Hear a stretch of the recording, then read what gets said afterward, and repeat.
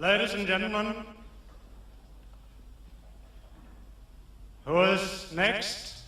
Tom Lehrer.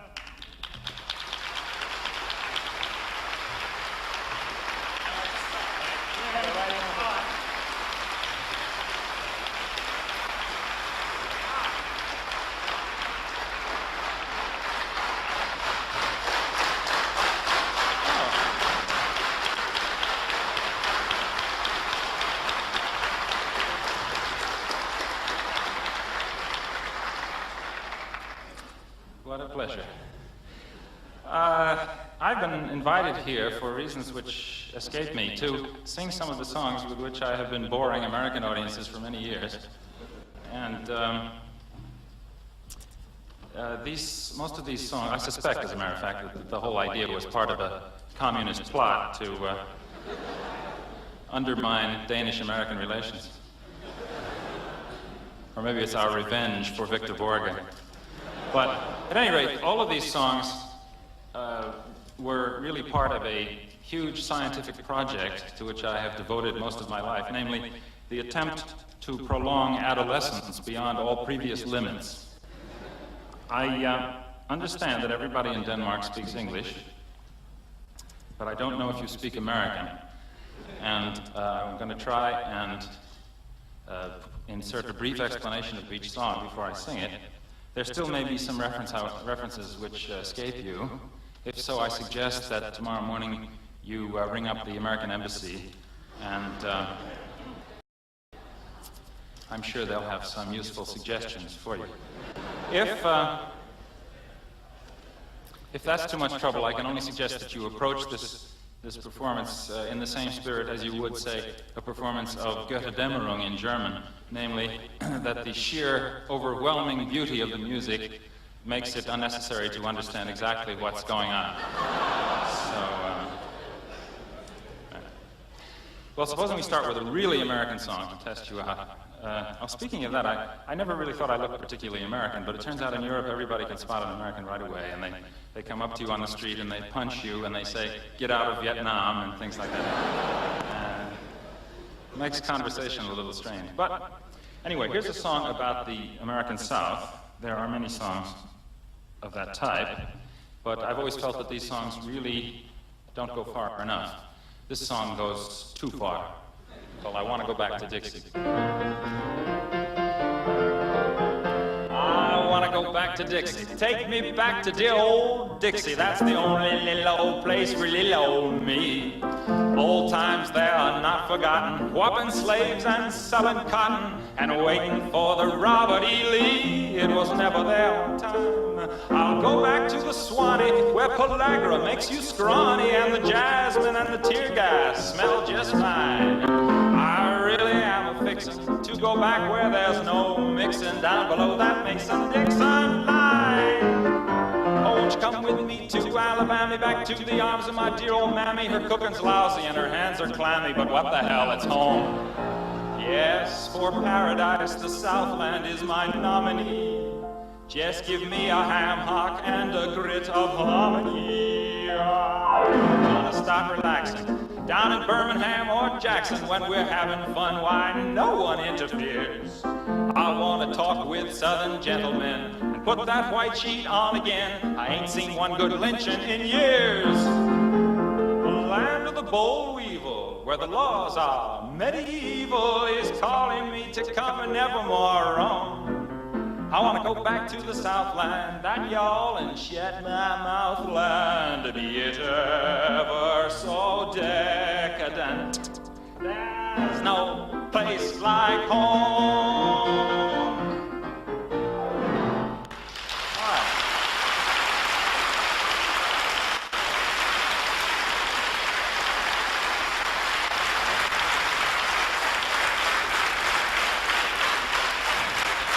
Thank you. Here's something a little different.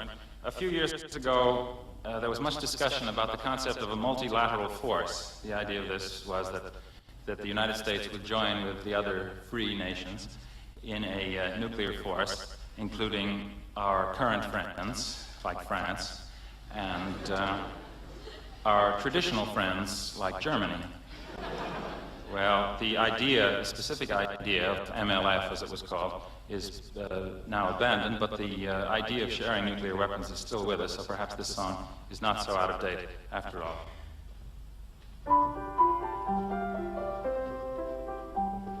Sleep, baby, sleep, in peace may you slumber. No danger lurks, your sleep to encumber. We've got the missiles, peace to determine, and one of the fingers on the button will be German. Why shouldn't they have nuclear warheads? England says no, but they all are soreheads. I say a bygone should be a bygone. Let's make peace the way we did in Stanleyville and Saigon. Once all the Germans were warlike and mean, but that couldn't happen again. We taught them a lesson in 1918, and they've hardly bothered us since then. So sleep well, my darling, the Sandman can linger. We know our buddies won't give us the finger. Hail, the Wehrmacht, I mean the Bundeswehr. Hail to our noble ally. MLF will scare Brezhnev.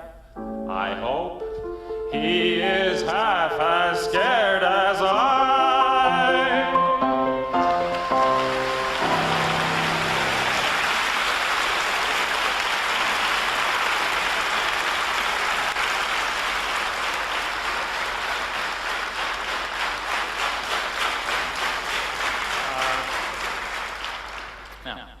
That was a little depressing, so I will sing you a cheerful, uplifting, rousing song, which is guaranteed to cheer you up.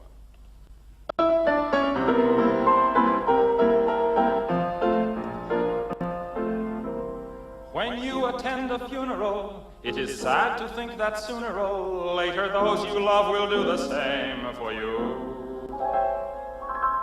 And you may have thought it tragic, not to mention other adjectives, to think of all the weeping they will do, but don't you worry. No more ashes, no more sackcloth, and an armband made of black cloth will someday never more again be seen. For if the bomb that drops on you gets your friends and neighbors too, there'll be nobody left behind to mourn, and we will all go together when we go. What a comforting fact that is to know. Universal bereavement and inspiring achievement. Yes, we all will go together when we go. We will all go together when we go, all suffused with an incandescent glow. No one will have the endurance to collect on his insurance. Lloyd's of London will be loaded when they go. We will all fry together when we fry. We'll be French fried potatoes by and by. There will be no more misery when the world is our rotisserie. Yes, we all will fry together when we fry. We will all bake together when we bake. There'll be nobody present at the wake. With complete participation in that grand incineration, nearly 3 billion hunks of well-done steak. We will all char together when we char, and let there be no moaning of the bar.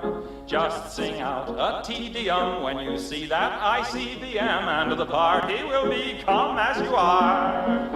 We will all burn together when we burn.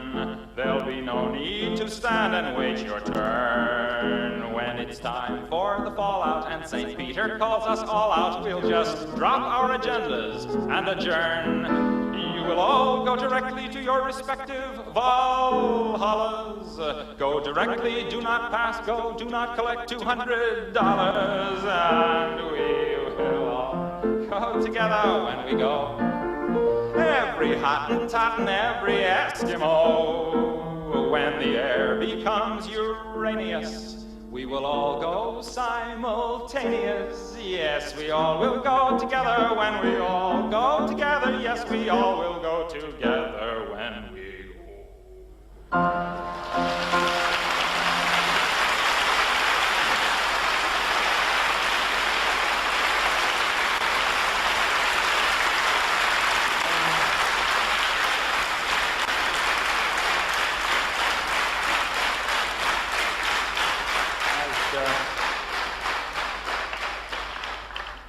I'd like to dedicate that song to President Johnson, who unfortunately could not be here tonight.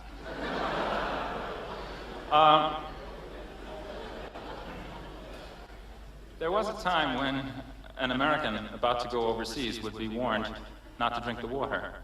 But now we have such a water pollution problem and an air pollution problem, for that matter too, that if any of you are planning to visit the United States, I suggest you listen to the warning in this song.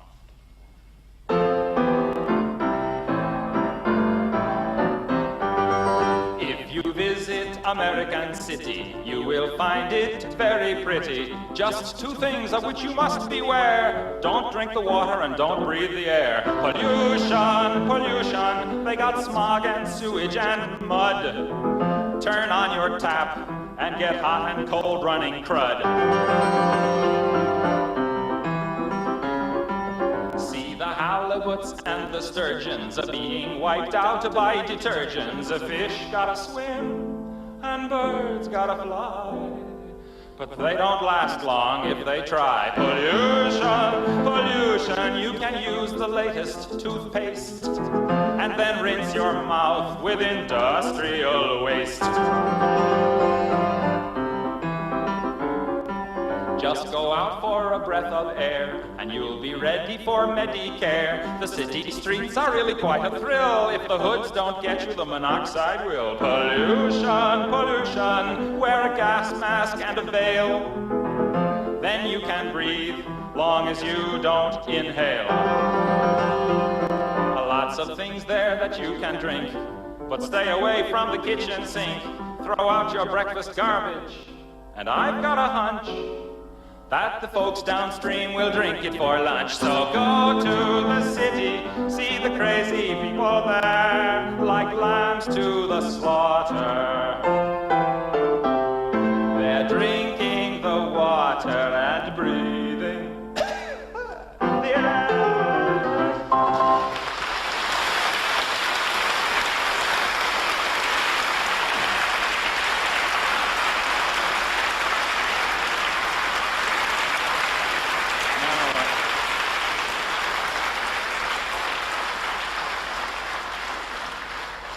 Now, I'd like to do a couple of love songs.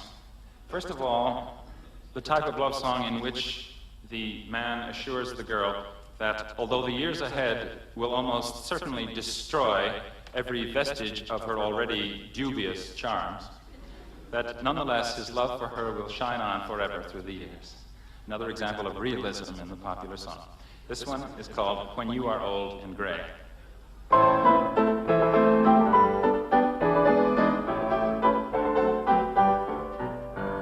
Since I still appreciate you, let's find love while we may. Because I know I'll hate you when you are old and gray. So say you love me here and now, I'll make the most of that. Say you love and trust me, for I know you'll disgust me when you're old and getting fat. An awful debility, a lessened utility, a loss of mobility is a strong possibility. In all probability, I'll lose my virility, and you your fertility and desirability. And this liability of total sterility will lead to hostility and a sense of futility. So let's act with agility while we still have facility, for we'll soon reach senility and lose the ability. Your teeth will start to go, dear, your waist will start to spread. In 20 years or so, dear, I'll wish that you were dead. I'll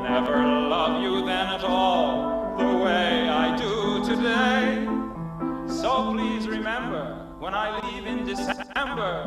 I told you so in May.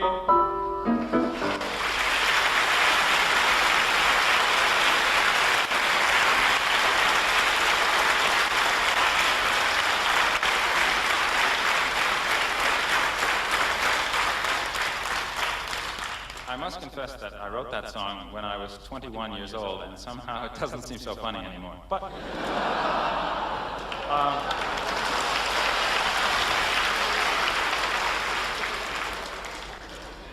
your turn will come. Now, I'd like to sing another love song. This is a tender little ballad entitled simply, I Hold Your Hand in Mine. This,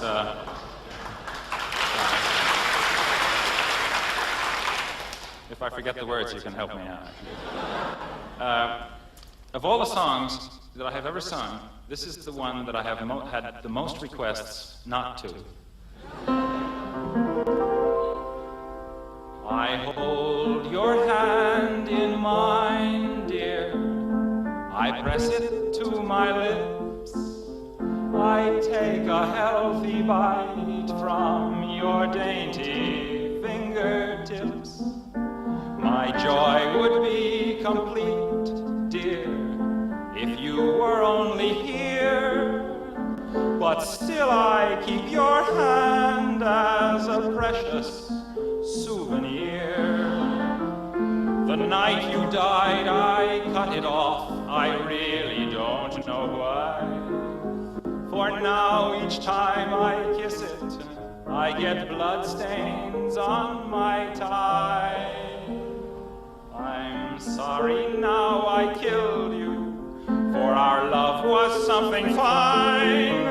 Until they come to get me, I shall hold your hand in mine.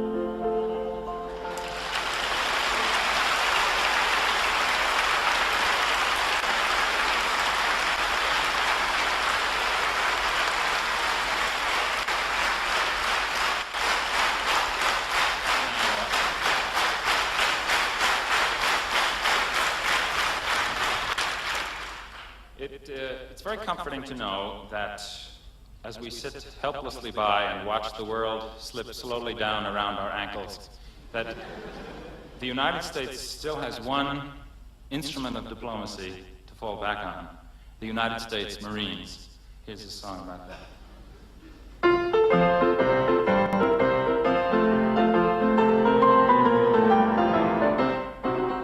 When someone makes a move of which we don't approve, who is it that always intervenes? UN and OAS, they have their place, I guess. But first, send the Marines.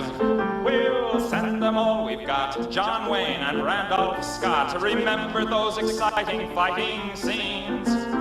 To the shores of Tripoli, but not to Mississippi. What do? We send the Marines, for might makes right.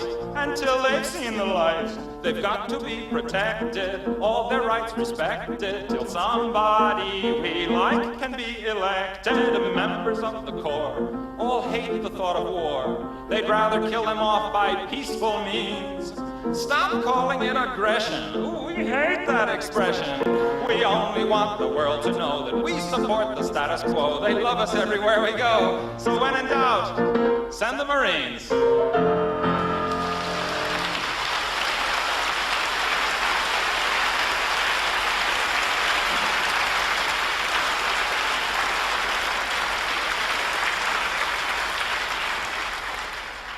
Now I'd like to turn to the folk song. It's always seemed to me that the reason most authentic, genuine folk songs are so unbearable is that they were written by the people. And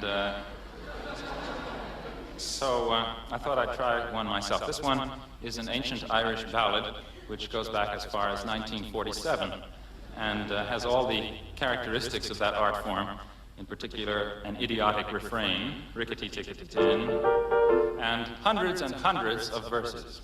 You'll be relieved to know that I'm only going to sing about 70 or 80 tonight. So, I should mention that folk songs should be accompanied on folk instruments, and the piano, for some reason, is not one. So imagine, if you will, that I am playing an 88-string guitar. Oh, one other thing. As you know, audience participation is an important part of public folk singing.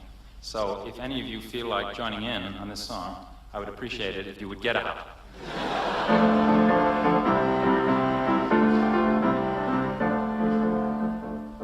About a maid I'll sing a song, sing rickety-tickety-tin. About a maid I'll sing a song who didn't have her family long. Not only did she do them wrong, she did every one of them in.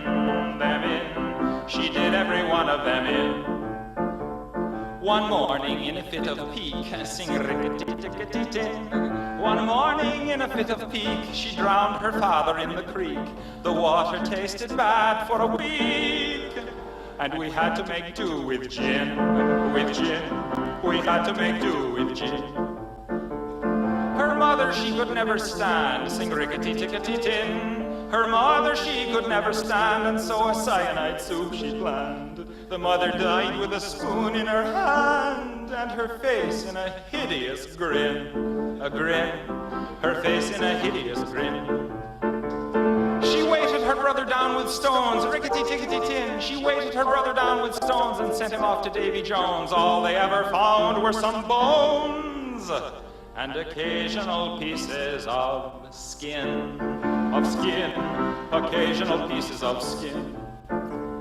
One day when she had nothing to do, sing rickety-tickety-tin. One day when she had nothing to do, she cut her baby brother in two and served him up as an Irish stew. And invited the neighbors in, invited the neighbors in. And when at last the police came by, rickety-tickety-tin, and when at last the police came by, her little pranks she did not deny. To do so she would have had to lie, and lying she knew was a sin, lying she knew was a sin. My tragic tale I won't prolong, rickety-tickety-tin. My tragic tale I won't prolong, and if you do not enjoy my song, you've yourselves to blame if it's too long. You should never have let me begin. You should never have let me begin.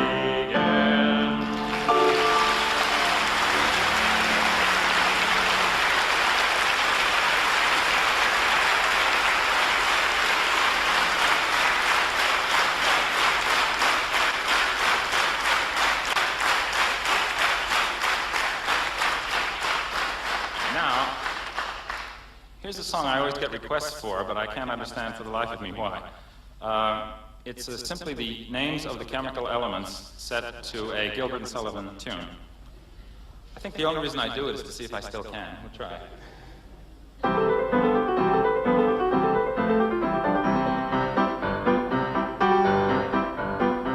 There's antimony, arsenic, aluminum, selenium, and hydrogen, and oxygen, and nitrogen, and rhenium, and nickel, neodymium, neptunium, germanium, and iron, americium, ruthenium, uranium, europium, zirconium, lutetium, vanadium, and lanthanum, and osmium, and astatine, and radium, and gold, actinium, and indium, and gallium, and iodine, and thorium, and thulium, and thallium. There's yttrium, ytterbium, actinium, rubidium, and boron, gadolinium, niobium, iridium, and strontium, and silicon, and silver, and samarium, and bismuth, bromine, lithium, beryllium, and barium. I left out one, actually. A new one was discovered since the song was written. It's called Lawrencium. So those of you who are taking notes can write it down in your programs. There's holmium and helium and hafnium and erbium and phosphorus and francium and fluorine and terbium, manganese and mercury and lead and magnesium, dysprosium and scandium and cerium and cesium and lead, praseodymium and platinum, plutonium, palladium, promethium, potassium, polonium, tantalum, magnesium, titanium, tellurium, and cadmium and calcium and chromium and curium. There's gold and californium and fermium, berkelium, and also mendelevium, einsteinium, nobelium, and argon, kryptonium, radon, xenon, and rhodium, and chloride, carbon, copper, tungsten, tin, and sodium. These are the only ones of which the news has come to Harvard. And there may be many others, but they haven't been discovered.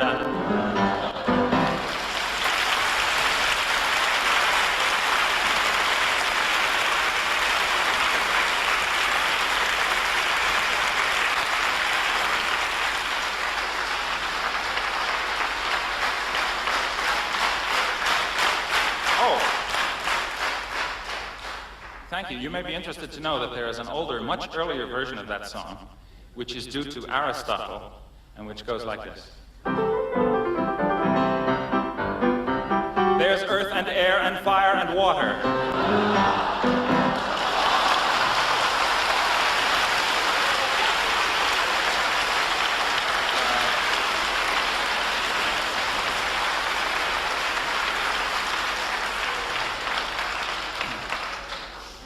Life was much simpler in those days, yes.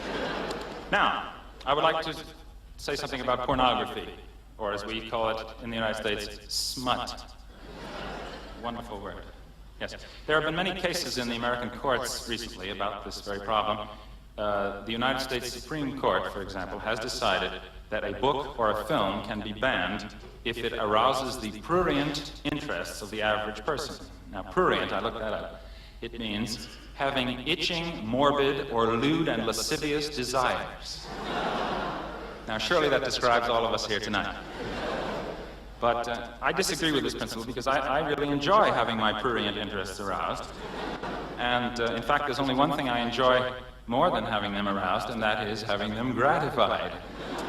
So, as I say, I'm opposed to this, but we have marches now for... Smut!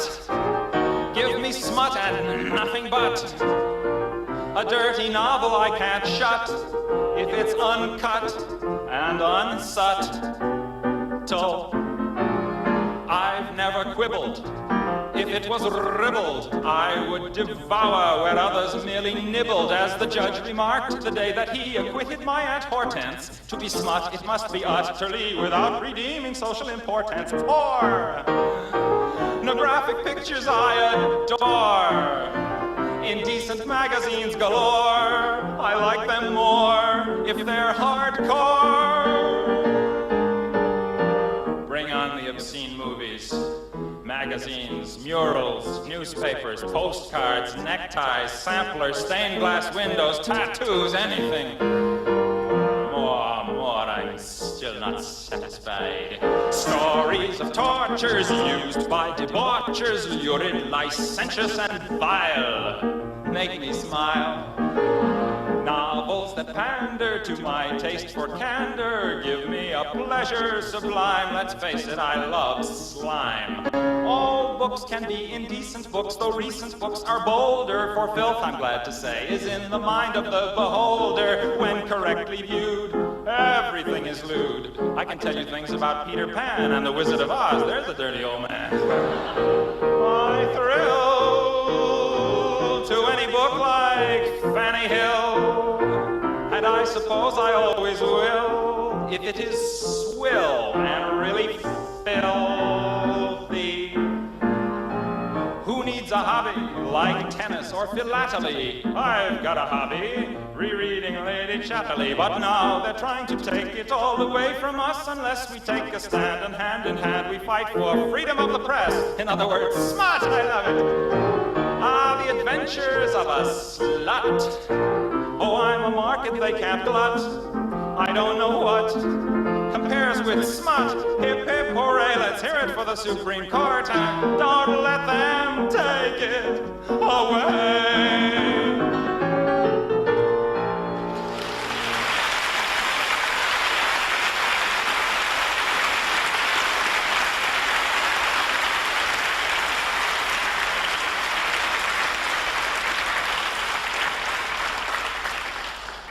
Now I'd like to tell you about a peculiar American custom of deer hunting. I think you have the similar thing over here, but you don't go about it in the same way.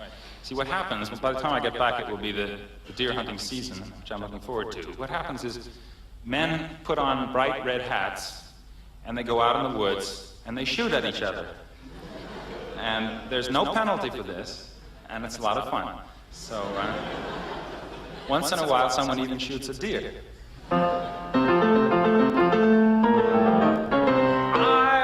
Will remember 'twas a year ago November, I went out to hunt some deer on a morning bright and clear. I went and shot the maximum the game laws would allow. 2 game wardens, 7 hunters, and a cow.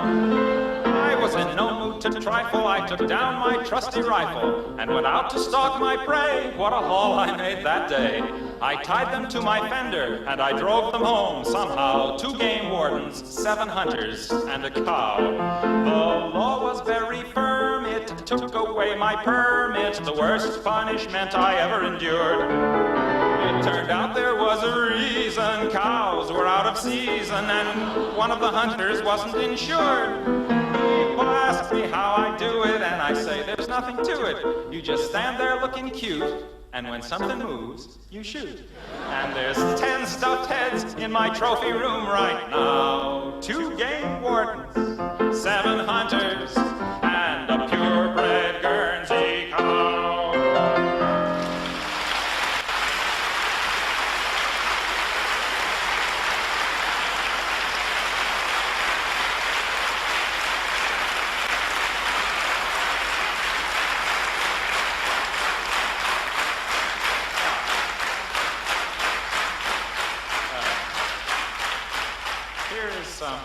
Here's a song about the nostalgia which people who come from small towns always seem to feel for their small town. This is a very sentimental song, and if any of you feel like bursting into tears, don't be embarrassed. Go right ahead.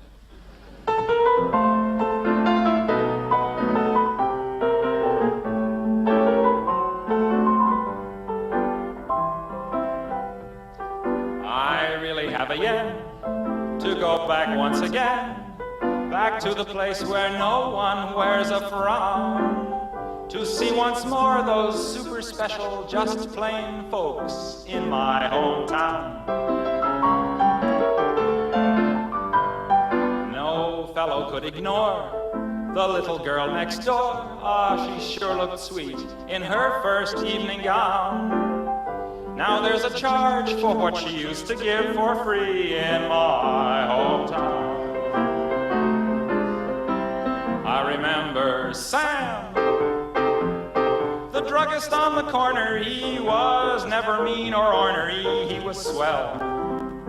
He killed his mother-in-law and ground her up real well, and sprinkled just a bit over each banana split. The guy that taught us math, who never took a bath, acquired a certain measure of renown. And after school, he sold the most amazing pictures in my hometown. That fellow was no fool who taught our Sunday school, and neither was our kindly Parson Brown. Jeg må hellere strue den linjen in my hometown. I remember the village idiot, and though it seems a pity it was so, he loved to burn down houses just to watch the glow, and nothing could be done because he was the mayor's son. The guy that took a knife and monogrammed his wife, then dropped her in the pond and watched her drown. Oh yes indeed, the people there were just plain folks in my hometown.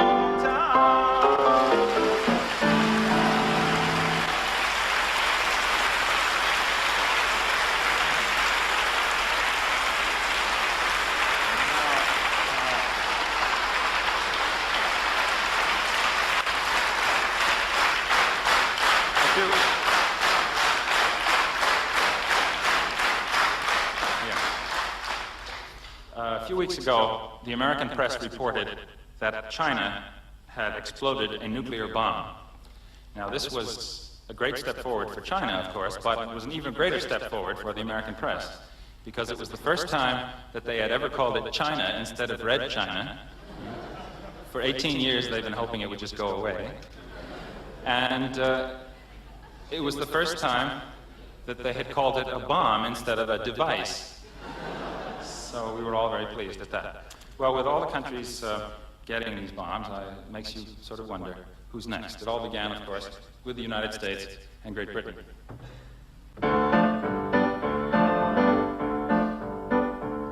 First we got the bomb, and that was good, because we love peace and motherhood. Then Russia got the bomb, but that's okay, because the balance of power is maintained that way. Who's next?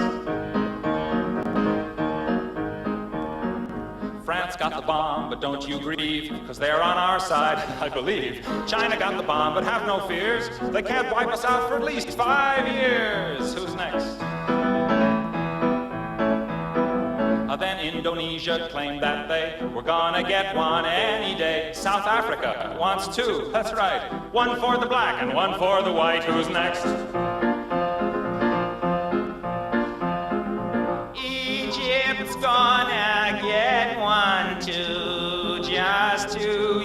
who's on you know who. So Israel's getting tense, wants one in self-defense. The Lord is our shepherd, says the psalm, but just in case, we better get a bomb. Who's the next? Luxembourg is next to go, and who knows, maybe Monaco. We'll try to stay serene and calm when Alabama gets the bomb. Who's next? Who's next? Who's next? Who's next?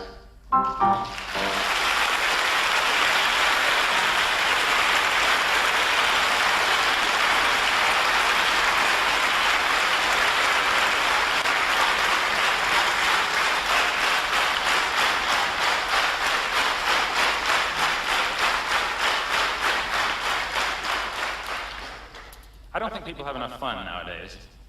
I'm sure you all know the old Danish proverb, which I learned since I've been here, which says, "Livet er som en kloak." Man får det ud af det, man kommer i det. And I see you understand. And here's a way then for you to get more out of life next spring.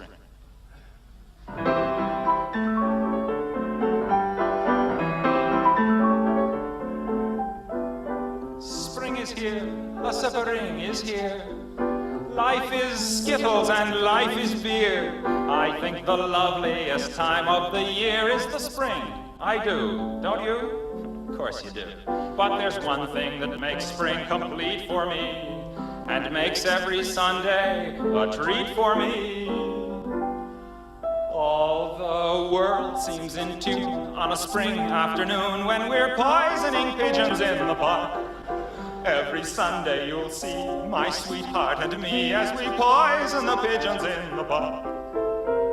When they see us coming, the birdies all try and hide, but they still go for peanuts when coated with a cyanide. And the sun's shining bright, everything seems all right when we're poisoning pigeons in the park. Yeah.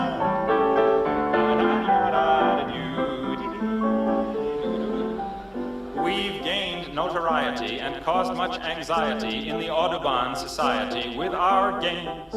They call it impiety and lack of propriety and quite a variety of unpleasant names. But it's not against any religion to want to dispose of a pigeon. So Sunday you're free, why don't you come with me and we'll poison the pigeons in the park. And maybe we'll do in a sparrow or two while we're poisoning pigeons. We'll murder them all amid laughter and merriment, except for the few we take home to experiment. My pulse will be quickening with each drop of strychnine we feed to a pigeon. It just takes a smidgen to poison a pigeon in the park.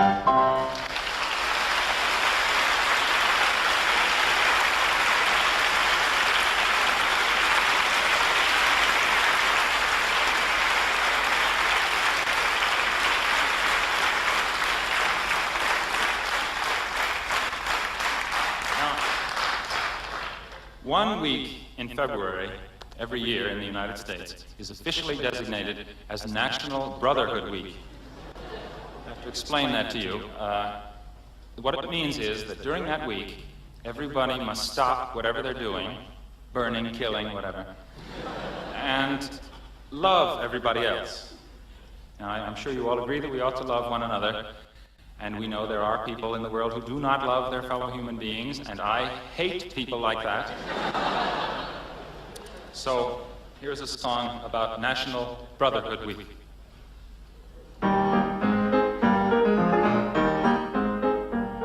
Oh, the white folks hate the black folks, and the black folks hate the white folks. To hate all but the right folks is an old established rule, but during National Brotherhood Week, National Brotherhood Week, see Cassius Clay and Mrs. Wallace dancing cheek to cheek. It's fun to eulogize the people you despise as long as you don't let them in your school. Oh, the poor folks hate the rich folks, and the rich folks hate the poor folks. All of my folks hate all of your folks. It's American as apple pie, but during National Brotherhood Week, National Brotherhood Week, New Yorkers love the Puerto Ricans 'cause it's very chic. Step up and shake the hand of someone you can't stand. You can tolerate him if you try. Oh, the Protestants hate the Catholics, and the Catholics hate the Protestants, and the Hindus hate the Muslims, and everybody hates the Jews. But during National Brotherhood Week, National Brotherhood Week, it's national, everyone smile at one anotherhood week. Be nice to people who are inferior to you. It's only for a week, so have no fear. Be grateful that it doesn't last all year.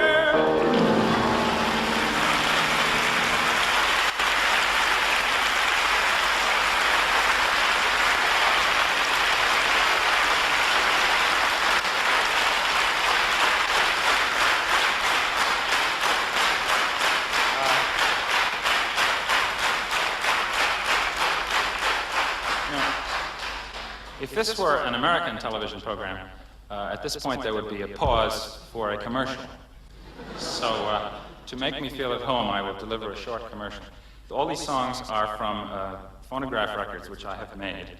And so if you don't have them, rush down to your stores tomorrow, to the local record shop, and get them. And if the owner of your record shop does not have these records, I would appreciate it if you would punch him right in the teeth. That's the end of the commercial. Now,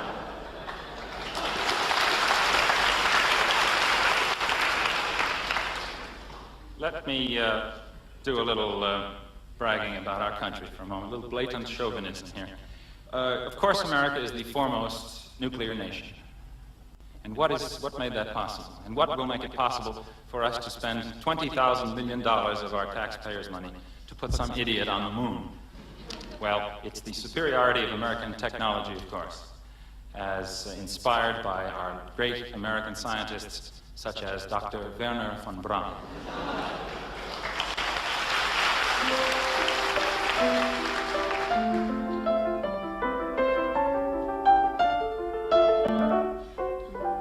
Gather round while I sing you of Wernher von Braun, a man whose allegiance is ruled by expedience. Call him a Nazi, he won't even frown. Nazi schmazi, says Wernher von Braun. Don't say that he's hypocritical, say rather that he's apolitical. Once the rockets are up, who cares where they come down? That's not my department, says Wernher von Braun. Some have harsh words for this man of renown, but some think our attitude should be one of gratitude, like the widows and cripples in old London town, who owe their large pensions to Wernher von Braun. You too may be a big hero, once you've learned to count backwards to zero. In German or English, I know how to count down. And I'm learning Chinese, says Wernher von Braun.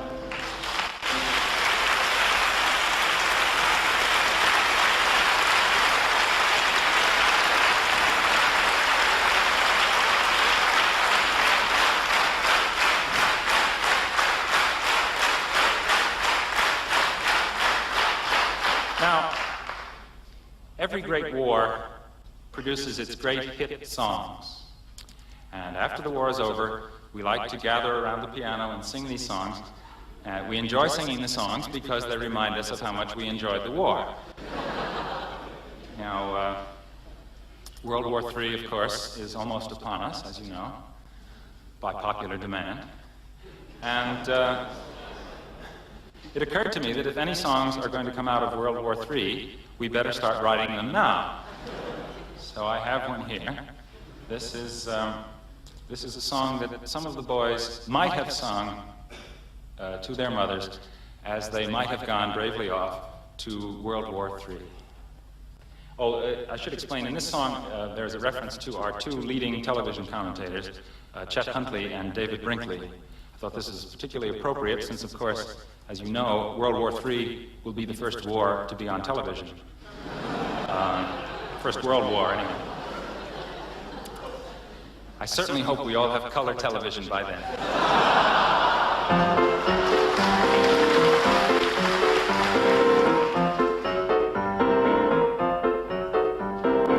So long, Mom, I'm off to drop the bomb, so don't wait up for me.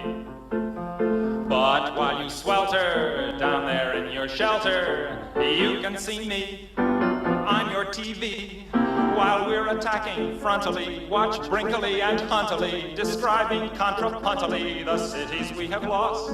No need for you to miss a minute of the agonizing Holocaust. Yeah! Little Johnny Jones, he was a U.S. pilot, and no shrinking violet was he. He was mighty proud when World War III was declared. He wasn't scared, no siree. And this is what he said on his way to Armageddon. So long, Mom, I'm off to drop the bomb, so don't wait up for me. But though I may roam, I'll come back to my home, although it may be a pile of debris. Remember, Mommy, I'm off to get a commie, so send me a salami and try to smile somehow. I'll look for you when the war is over, an hour and a half from now.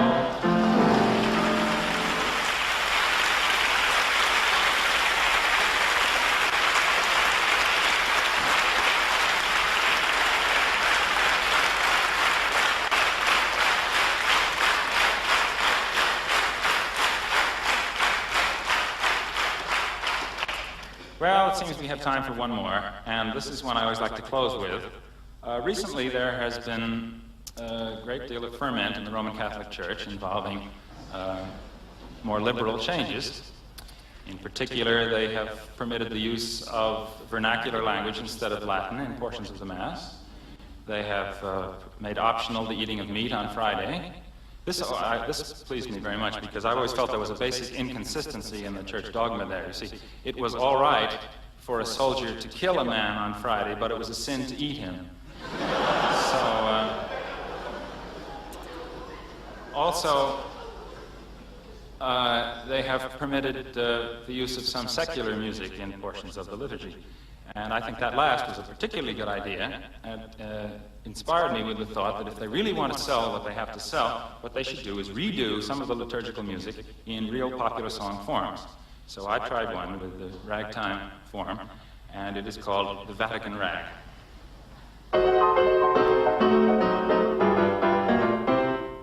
First you get down on your knees, fiddle with your rosaries, bow your head with great respect and genuflect, genuflect, genuflect.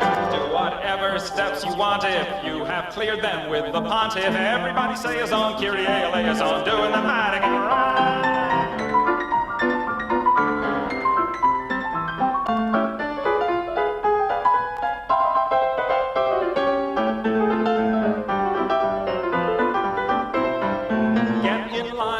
Processional, step into that small confessional. They're the guy who's got religion. I'll tell you if your sin's original. If it is, try playing it safer. Drink the wine and chew the wafer. 2, 4, 6, 8. Time to transubstantiate. So get down upon your knees, fiddle with your rosaries, bow your head with great respect and genuflect, genuflect, genuflect.